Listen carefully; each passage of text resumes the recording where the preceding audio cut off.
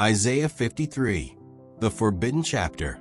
Isaiah 53 is one of the most significant prophetic passages in the Old Testament that Christians believe points directly to Jesus Christ. It is often called the suffering servant passage and is seen as a prophecy of the Messiah's suffering, death, and ultimate triumph. Why Isaiah 53 is seen as a prophecy about Jesus. Number 1. The suffering of the servant. Isaiah 53 verses 3 to 5. The passage describes a figure who is despised and rejected by mankind, and a man of suffering.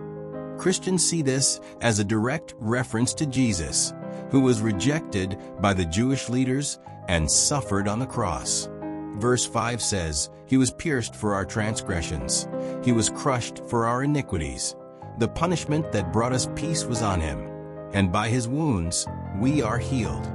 The reference to being pierced is interpreted as a prophecy of Jesus' crucifixion. Number 2. Atonement for sin. Isaiah 53 verses 6 to 8. It speaks of the servant bearing the sins of others.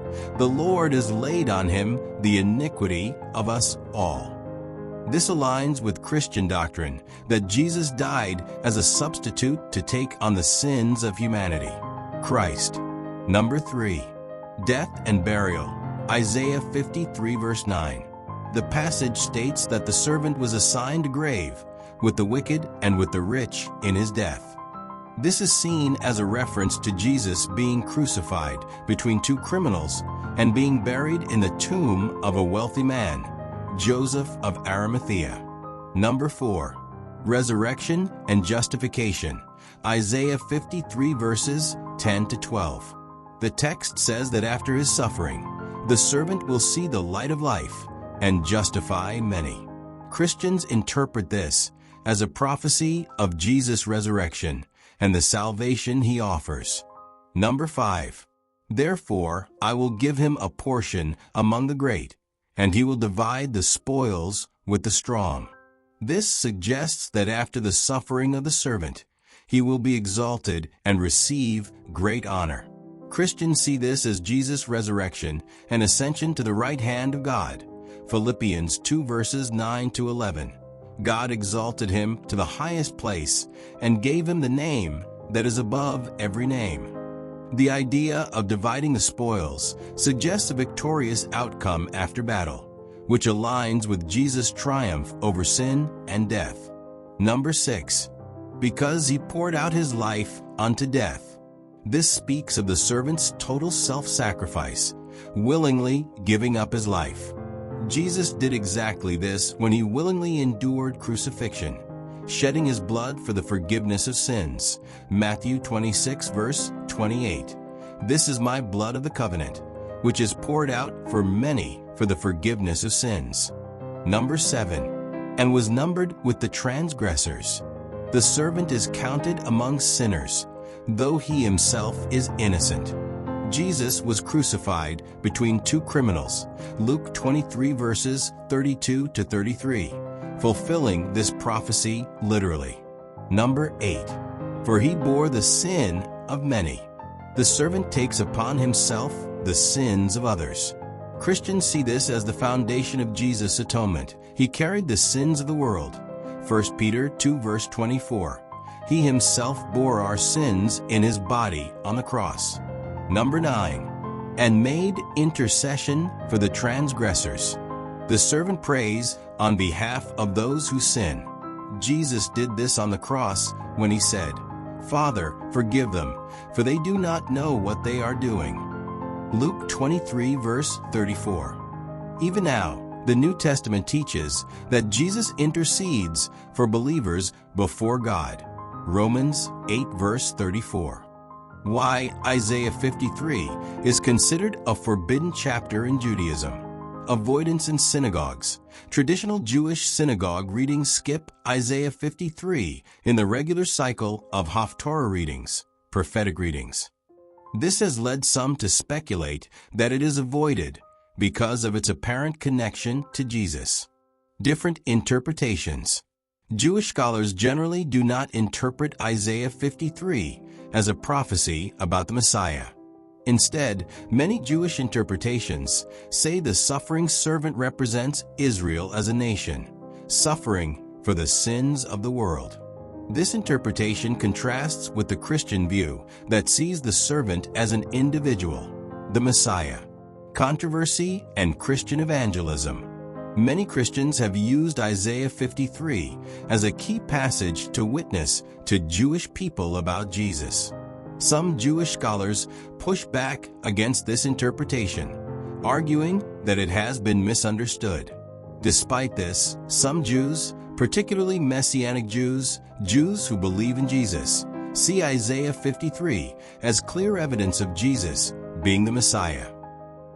Now, hear the complete chapter of Isaiah 53. Who has believed our message?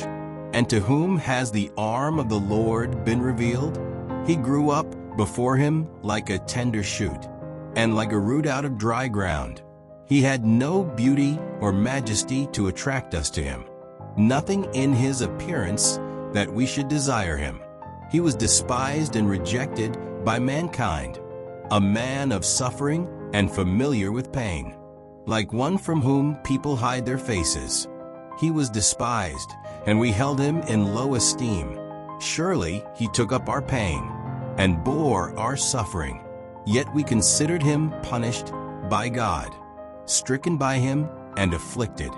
But he was pierced for our transgressions. He was crushed for our iniquities. The punishment that brought us peace was on him, and by his wounds we are healed. We all, like sheep, have gone astray.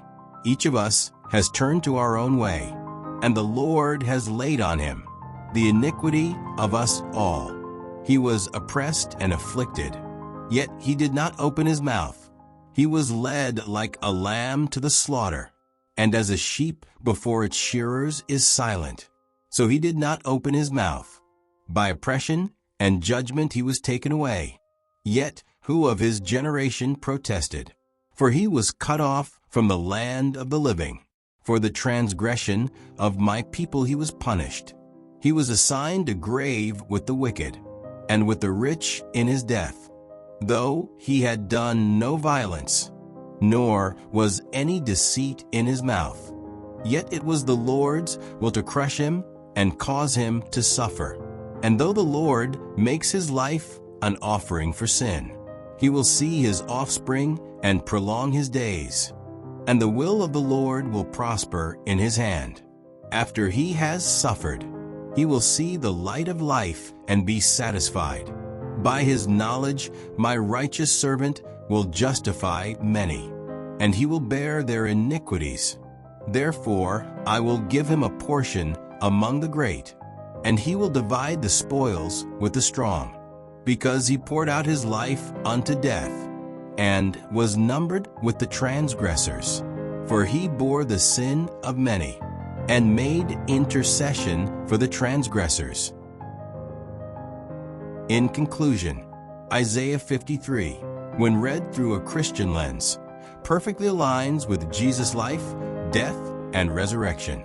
It highlights his suffering, his identification with sinners, his atonement for sin, and his ultimate triumph. The prophet Isaiah, whose writings include Isaiah 53, is believed to have lived and prophesied in the 8th century BCE, approximately 700 years before the birth of Jesus Christ.